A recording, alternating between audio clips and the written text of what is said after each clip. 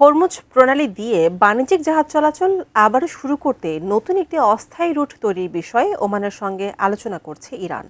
দুদেশের আলোচনায় এমন একটি করিডোর কথা বলা হচ্ছে যেখানে আসা যাওয়ার জন্য একটাই রুট থাকবে, দুটি বা তিনটি আলাদা রুট নয়।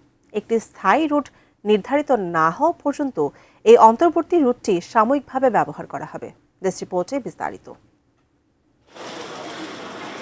যুক্তরাষ্ট্রের সঙ্গে সরাসরি আলোচনার বিষয় দৃঢ়ভাবে অস্বীকার করলেও ওমানের সঙ্গে হরমুজ প্রণালী নিয়ে আলোচনা অগ্রগতির দিকে যাচ্ছে বলছে ইরান।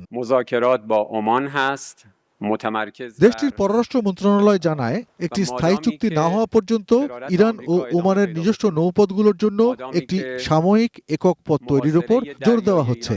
যুদ্ধ পূর্ববর্তী সময়ে জাতিসংঘের আন্তর্জাতিক মেরিটাইম অর্গানাইজেশন নিয়ন্ত্রিত দীর্ঘদিনের ট্রান্সপোর্ট সেপারেশন স্কিমের বিকল্প হিসাবে এই নৌপথ ব্যবহার করা হবে বলে জানিয়েছেন ইরানের পররাষ্ট্র মন্ত্রণালয়ের মুখপাত্র ইসমাইল বাঘাই। ما الان داریم از یک کریدور صحبت می‌کنیم که مسیر رفت و برگشت خواهد داشت، نه از دو یا سه مسیر مجزا.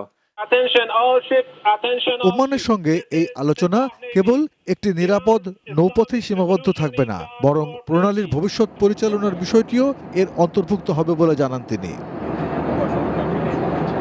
তবে নৌপথ নিয়ে চুক্তি হলেই সব সমস্যার সমাধান হবে না এও বলেন বাঘাই। মনে করিয়ে দেন ইরানের বন্দরগুলোতে যুক্তরাষ্ট্রের অব্যাহত নৌ অবরোধের কথা। বলেন, মার্কিন দৃষ্টিভঙ্গির পরিবর্তন না হলে প্রণালীর সার্বিক পরিস্থিতির কোনো উল্লেখযোগ্য উন্নতি হবে না।